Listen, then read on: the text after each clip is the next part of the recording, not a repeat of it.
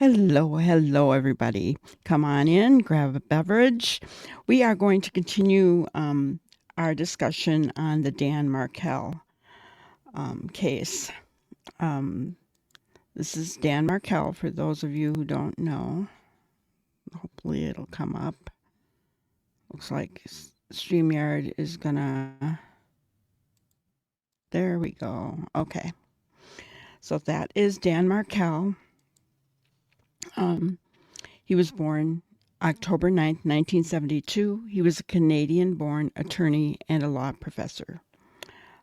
He wrote various works on retribution in criminal law and sentencing, with a focus on the role of punishment in the criminal justice system. Kind of interesting. He was, at the time of his demise on July 19th, 2014, he was a professor at the Florida State University. He was living in Tallahassee, Florida in 2014, and he was unalived in a murder for hire motivated by child custody issues following his divorce from Wendy Adelson, who was a clinical law professor and child advocate, also employed at Florida State University at the time. Wendy and Dan had two little boys at the time, and they had like a shared custody family plan kind of thing going on. Four individuals have been convicted in the case. One of them, Charlie Adelson, was Wendy's brother and Dan's former brother-in-law. He was convicted of first-degree unaliving and conspiracy to unaliving and solicitation of unaliving. He was sentenced to life in prison plus an additional 30 years each for the conspiracy and solicitation convictions. Sigfredo Garcia was found guilty of first-degree unaliving and conspiracy to commit unaliving and sentenced to life in prison. After a mistrial in her original trial, Catherine Magbanwa was found guilty of first-degree unaliving, conspiracy to commit unaliving, and solicitation of unaliving in a retrial, and sentenced to life in prison plus 2 consecutive 30-year sentences. Luis Rivera pled guilty to second-degree unaliving and was sentenced to 19 years in prison. One of the reasons this is a case that just keeps on giving, because Wendy's mother, Donna Adelson, and Dan's former mother-in-law, was arrested at the Miami International Airport on a warrant from Leon County. She was flying to Vietnam, a country with no extradition treaty with U.S. She is charged with first-degree unaliving, conspiracy to commit unaliving, and solicitation of unaliving. Her trial was originally scheduled to start September 17th of this year, but now it's expected, last I heard, to be in February of 2025. Neither Wendy Adelson or her father, Harvey Adelson, have been charged, but both have been named by prosecutors as conspirators in the unaliving. So is this case gonna keep giving us more? There's a possibility, right? Okay. So I wanted to, if you haven't heard of this case, I encourage you to start from the beginning. We are on episode 3 right now. And so we're kind of starting at the beginning, going through each thing. The last episode, we actually looked at Wendy's police interview, her very first police interview. And I did watch the rest of it. We watched most of it on episode 2. I watched kind of the rest. There was nothing really more that she gave police, than what we had already heard, right? Most of it was about who she was going to have pick up her children because the police still had questions for her, and they didn't want to let her leave yet, even though she wasn't being arrested, kind of thing. They still wanted to talk to her. So um, nothing was really, nothing different was really said at all. So I wanted to kind of give a background of the story. And we know that these three were convicted along with Wendy's brother Charlie. Okay. So Catherine McBanwa, who is in the middle there, actually worked at the dentist office that Harvey and Donna owned. And Charlie, I guess he probably had a stake in it as well because he worked there as well. Um, so I'm assuming that's where Charlie met Catherine, right? They started dating or whatever, hooking up. I don't know, whatever it was. But she was living with Siegfried, who's on your right, okay? And he, um, they had 2 children together, okay? So she was living with him. And then the guy on the left is Louis Rivera, who, um, let's see, considered to be the head of a Miami gang tribe. I'll share my screen and talk to you guys a little bit about that. Um,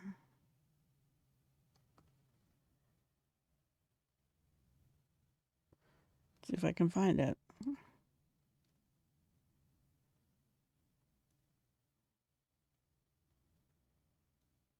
Okay, found it.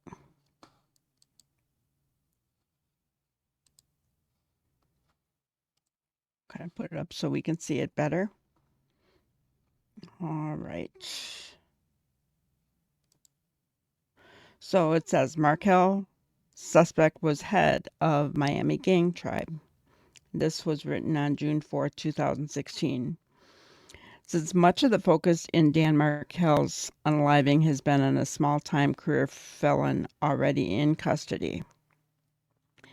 He was already in custody at the time of this writing, which was 2 years after the unaliving of Dan, but he was with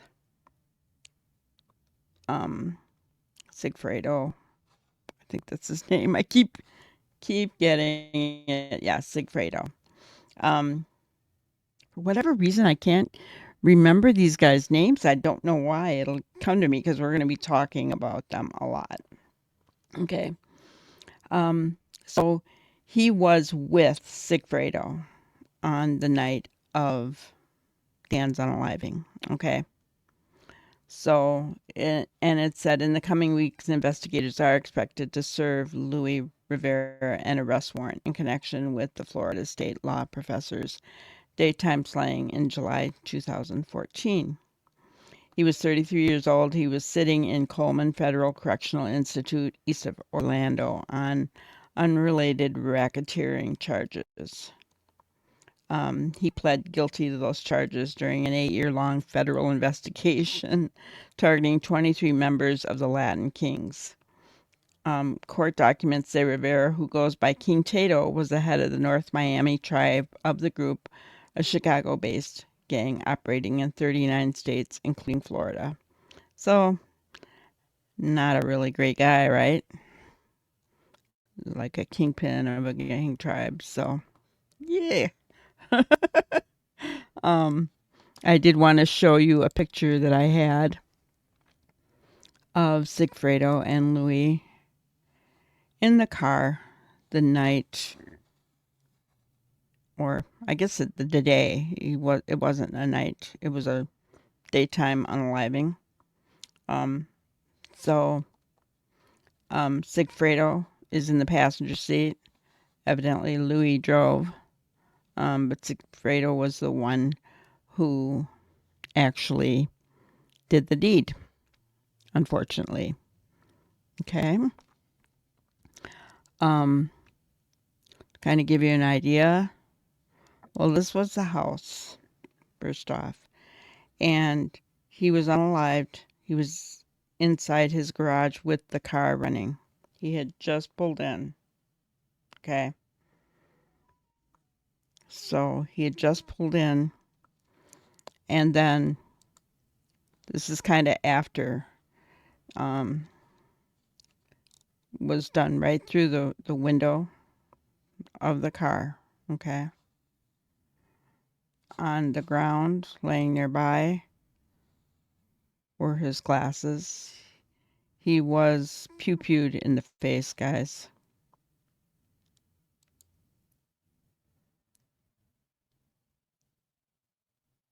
And then, I don't know why that one's not coming up.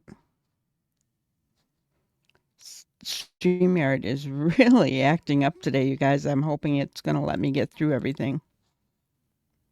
There it is. Okay. So then you can see the gas on the floor in the front seat, right? Or the glass, not the gas. Did I say gas? Oh my goodness. Oh, it's been a long day. Okay, what we're going to do is read the probable cause affidavit for Sigfredo, because it's going to give us kind of a background of what police were looking at. So I'm going to share my screen again, and let's read that document together. First appearance magistrate, Sigfredo Garcia, date of birth 4/27/1982. You can see what the charges were. Summary of offenses and probable cause. This affidavit sets forth probable cause to believe that Sigfredo Garcia and Luis Rivera, unalived Florida State University law school professor Daniel Markel, in violation of Florida Statute 782.04. On Friday, July 18, 2014, at 11:02 a.m., a reporting of a SHOOTING was received at the home of FSU law professor Danielle Markel, 2116 Trescott Drive in Tallahassee, Florida.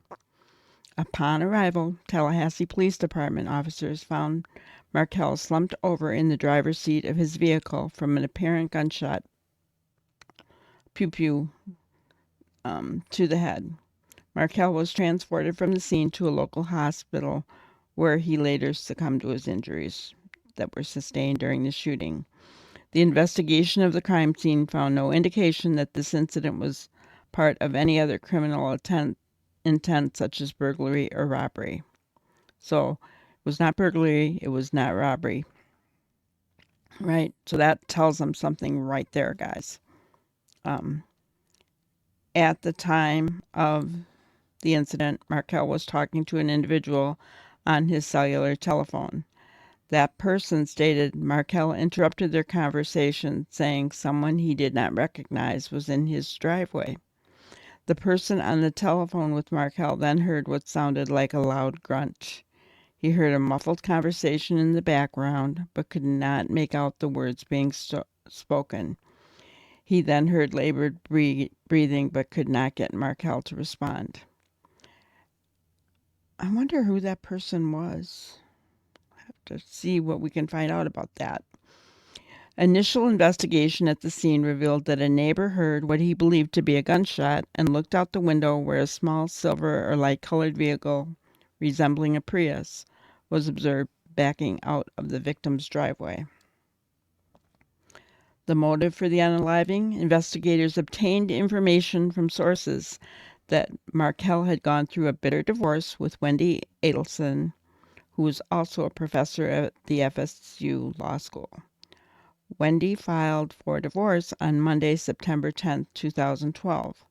Markel reportedly returned home from a business trip to find his family gone, a majority of the contents of the house missing, and the paperwork for dissolution of marriage displayed on his bed. He eventually learned Wendy and their 2 children had moved to her parents' home in Coral Springs, Florida. Reportedly, Markel protested and Wendy returned to Leon County with the children until legal arguments could be heard.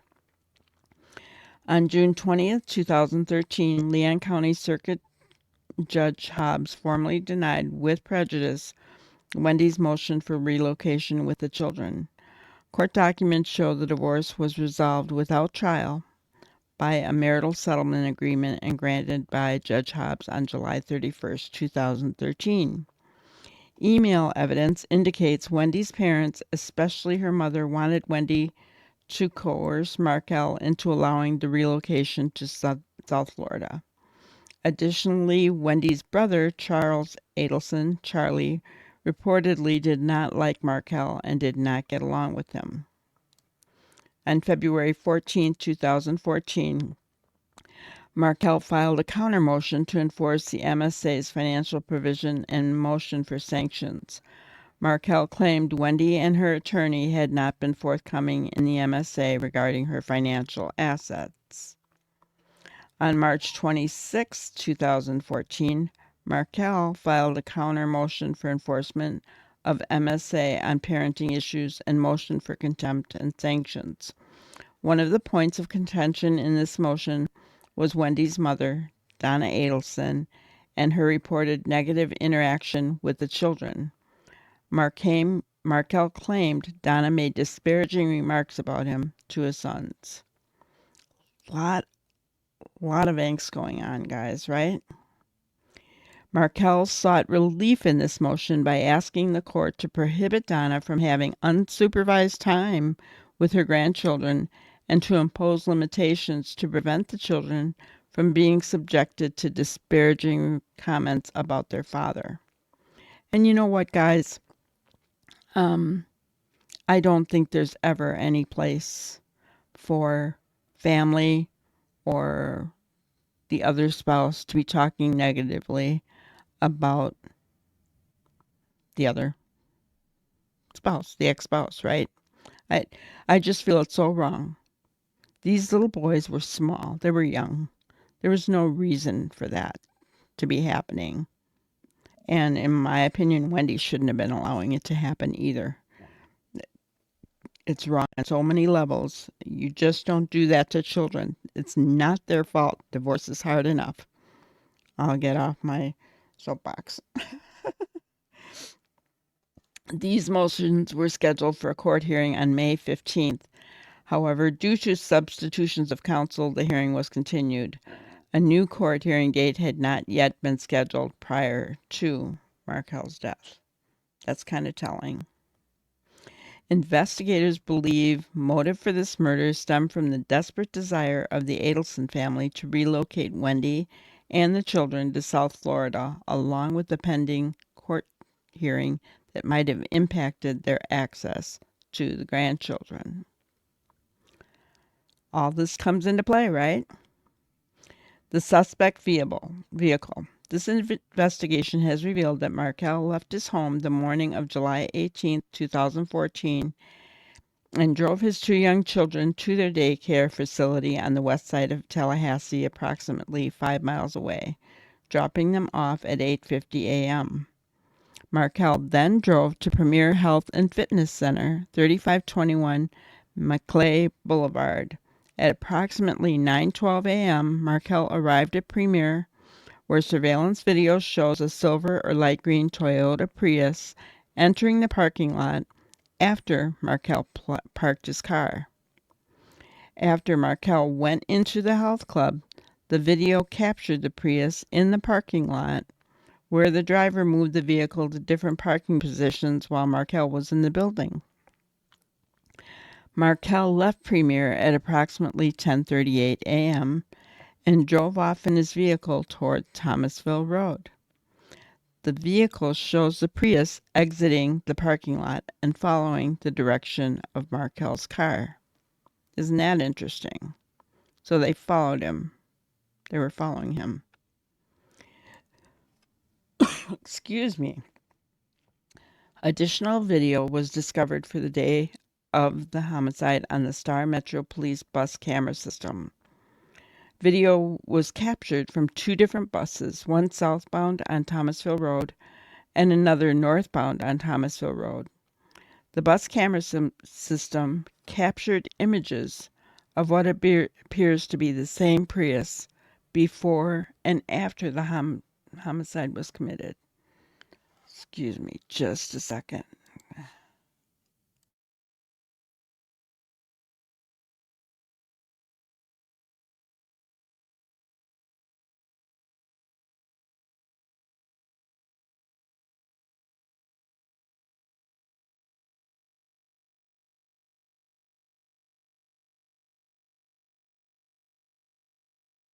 Sorry, guys.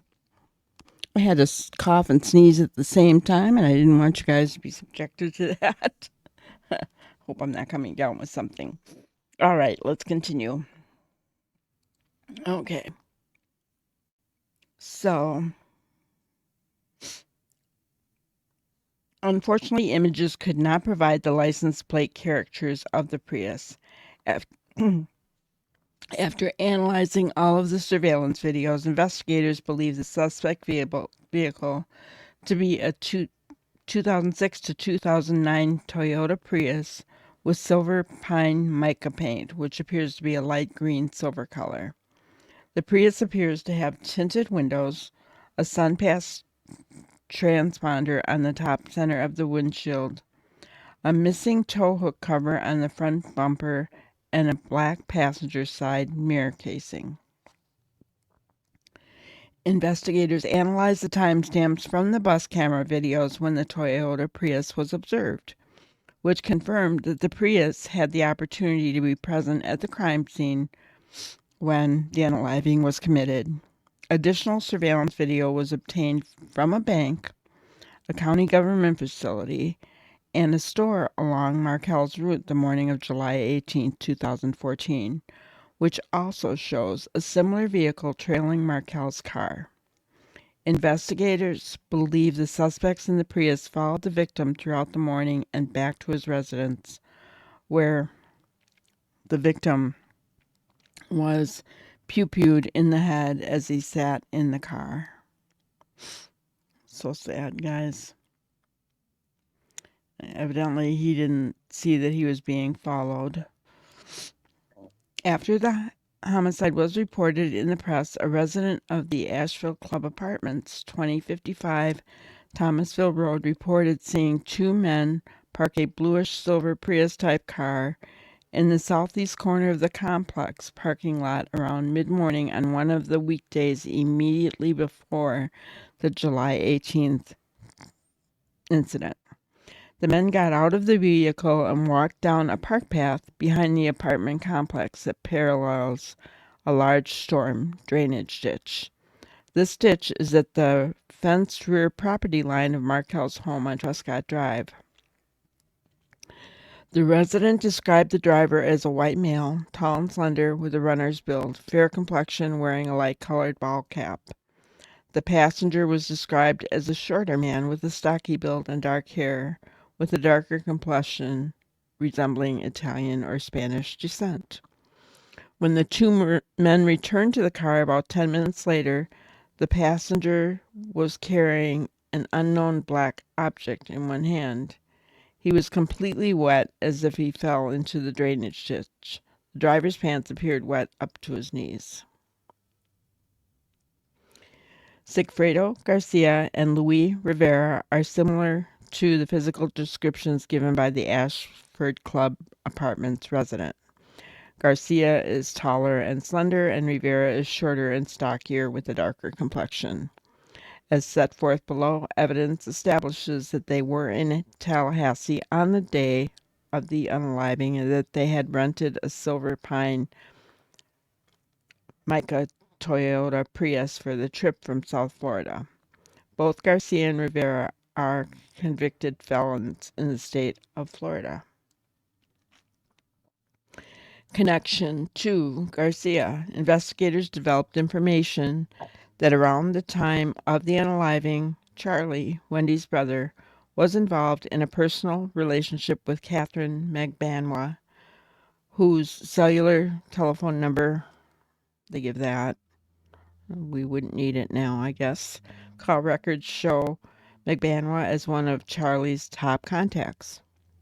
Online public database research revealed that this number was utilized by Catherine Magbanua. Further investigation also revealed that Sigfredo Garcia is the father of Magbanua's two minor children, both with the last name Garcia.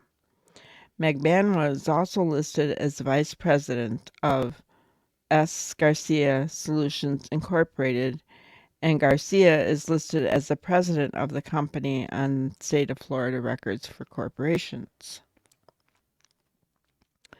Cellular telephone information linking Garcia and Rivera to the murder. Cellular telephone analysis conducted during this investigation has revealed that on July 18, 2014, at approximately 9:36 a.m., which was the day of the unaliving, cellular telephone number was in the vicinity of Premier in Tallahassee, where the victim was last seen alive. Investigation of that same telephone number revealed that it was being used by Garcia prior to the unaliving and had been in contact with Magbanua's telephone number approximately 2,700 times between May 1st, 2014 and July 19th, 2014, when Garcia's cellular phone ceased activity the day after the unaliving. 2,700 times. That's a lot of phone calls. In 3 months, guys? Wow. Cellular telephone analysis revealed phone number 305, etc., which is one of Garcia's frequent contacts, was also in the vicinity of Premier on the morning of the unaliving. It was also in the vicinity of Markel's residence twice the day before on July 17th. Investigation shows this phone number was being used by Louis Rivera during the time leading up to Markel's unaliving. Information obtained from that cellular service provider is consistent with Rivera's handset traveling from North Miami to Tallahassee at a time consistent with having committing the unaliving and then immediately heading back to North Miami after the unaliving. Information obtained from the cellular service provider for Rivera's phone and Garcia's phone revealed that the two traveled from North Miami, Florida on the afternoon of July 16th and arrived in Tallahassee, Florida just after midnight on July 17th. A receipt from a motel on West Tennessee Street in Tallahassee shows that Rivera checked in at approximately 1 a.m. on July 17th, which is consistent with the cellular location data. Both Garcia's and Rivera's phones were in the area of the victim's residence during the day of July 17th. The Prius linked to Rivera and Garcia based on the video images of the suspect car with the SunPass transponder mounted on the windshield and cell site data for the locations of phones used by Garcia and Rivera. A subpoena was sent to the Florida Department of Transportation for SunPass toll records on Alligator Alley, which is I-75 west of Fort Lauderdale, on July 16th and 18th, 2015. And I think they mean 2014. I think that's a typo. Only one account listing a Prius as a customer vehicle had SunPass transponder activity at the Alligator Alley toll booths. That's weird. On those two dates at the relative times. On July 16th at 2:18 p.m., the transponder registered at the toll plaza in Broward County, westbound on I-75. On July 18th, 2014, at 5:23 p.m., the transponder registered at the eastbound toll facility of I-75 in Collier County near Naples, Florida. FDOT shows the subscriber for this SunPass transponder is a rental car company in North Miami, Florida. This rental car company was contacted by law enforcement and provided several rental contracts around the time of the homicide. These included one for a green 2008 Toyota Prius rented from July 15th through the 21st, 2014 by Louis Rivera with a contact phone number of, that's the same number.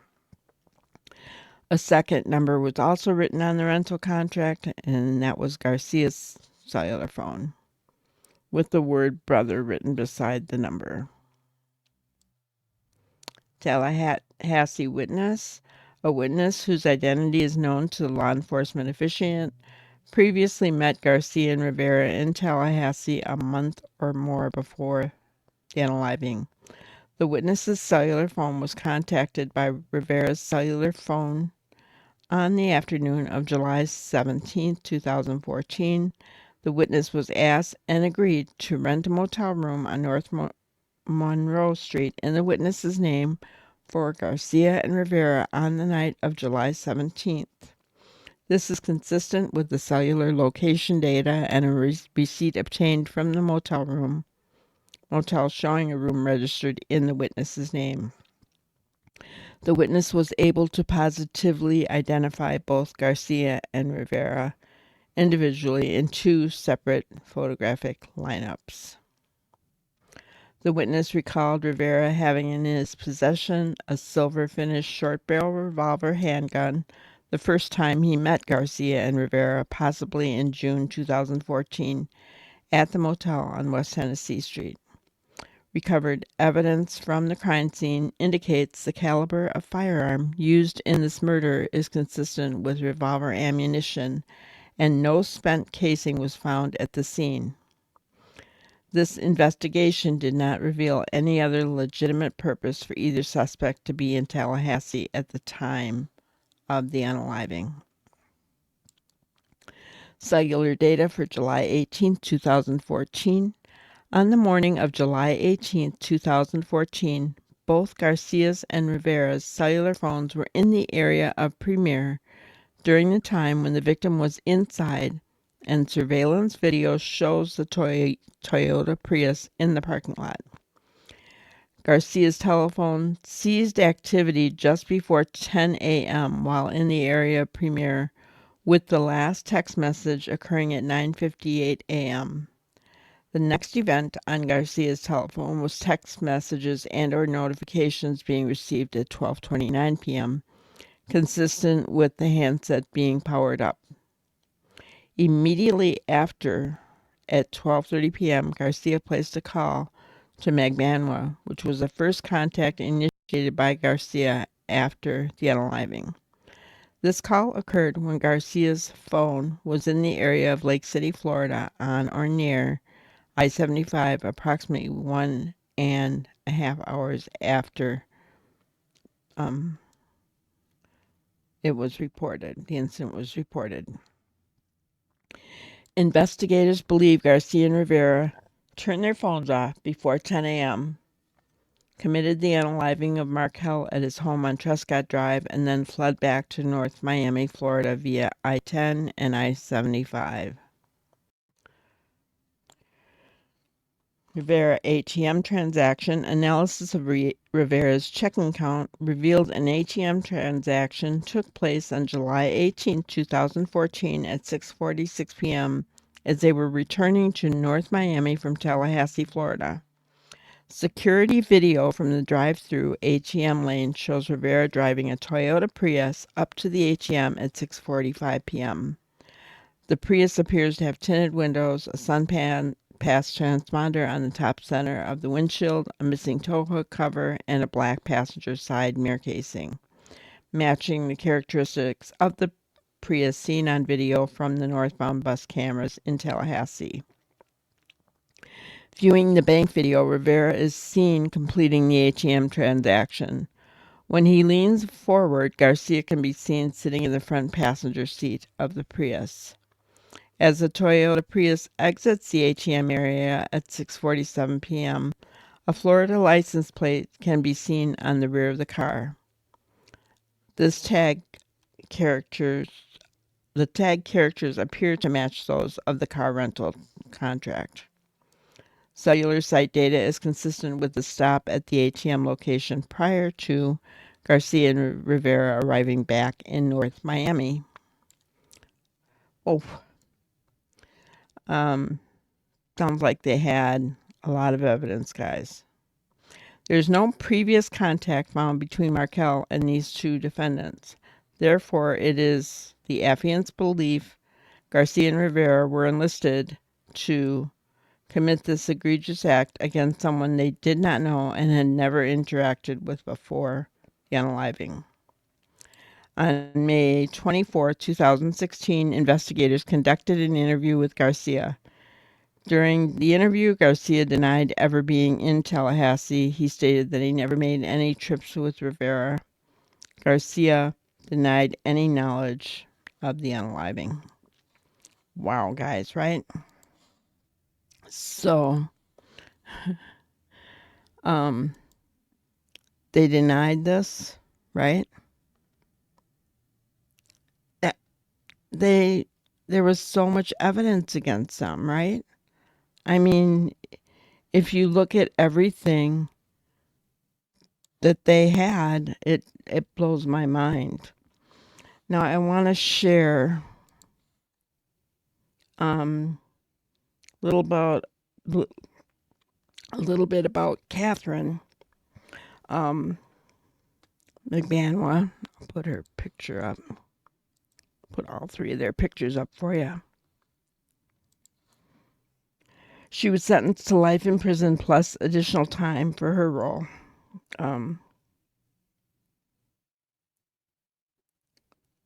Prosecutors said she acted as a go-between for her ex-boyfriend, dentist Charlie Adelson, and the men whom he allegedly hired to unalive Florida State University law professor Danny Markel. McMahon's attorney had asked for the lightest possible sentence, but she ended up with life. The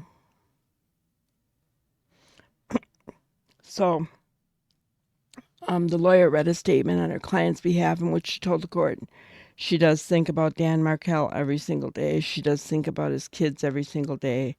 Not a day goes by that she doesn't express how her heart is broken for the Markel family.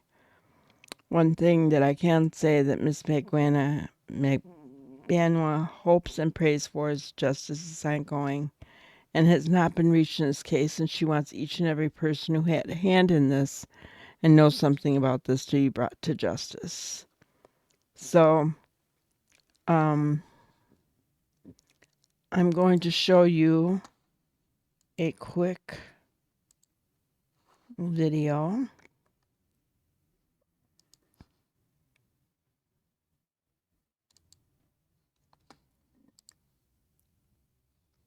Let's take this off so you can see it.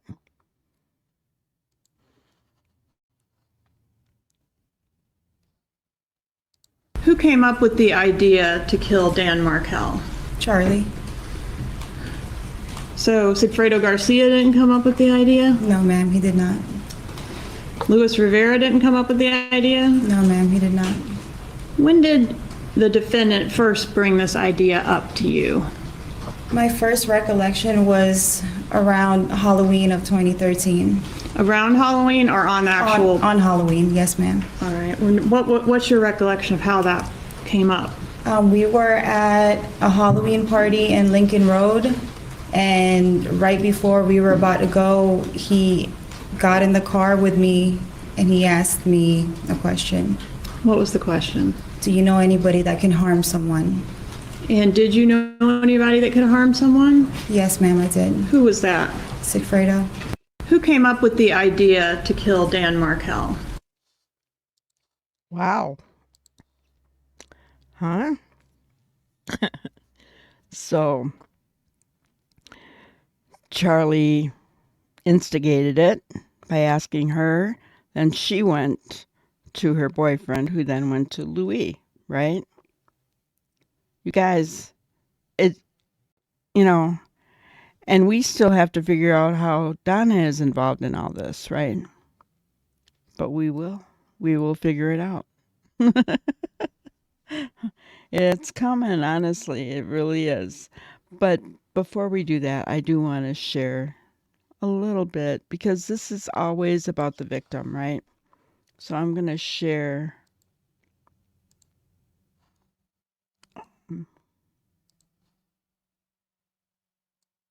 This is about Dan, right?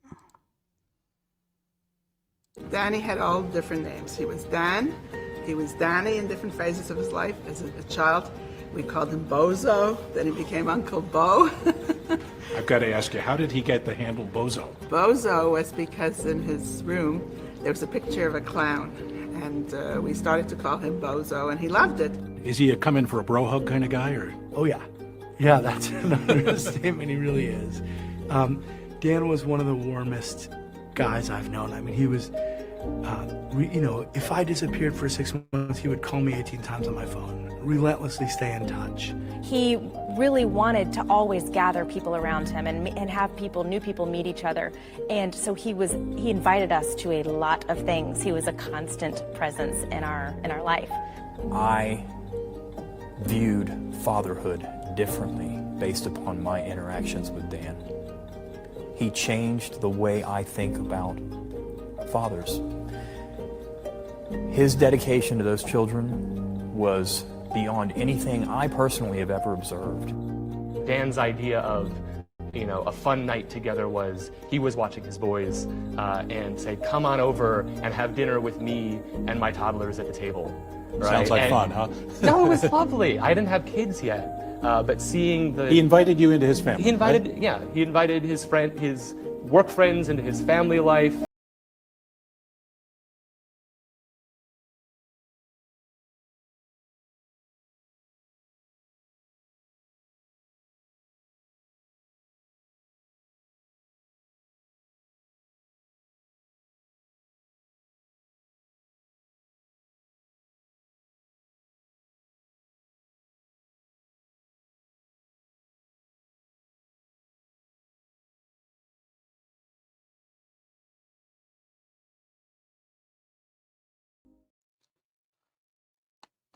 Okay. So, I thought I'd leave this episode with that information about Dan. Seems as though he was really well loved, he's missed. I can't imagine. They said he was a very loving, even even Wendy said that his boys loved him. So, we're going to find out more, continue on with this episode or with this case in other episodes. I want to thank everybody for being here and everybody who is, watching from elsewhere. So thank you guys for coming on in. We're going to see you on the next one. Thank you for watching another episode of Granny's Crime Busters. We really appreciate each and every one of you. Don't forget to subscribe and like and even share the content. You can follow us on any of our other social media platforms at YouTube, Twitter, Instagram, Facebook, and TikTok. We really appreciate you guys, and you can also email us at grannyscrimebusters@gmail.com. Thank you so much, and we will see you on the next one. Thanks, guys.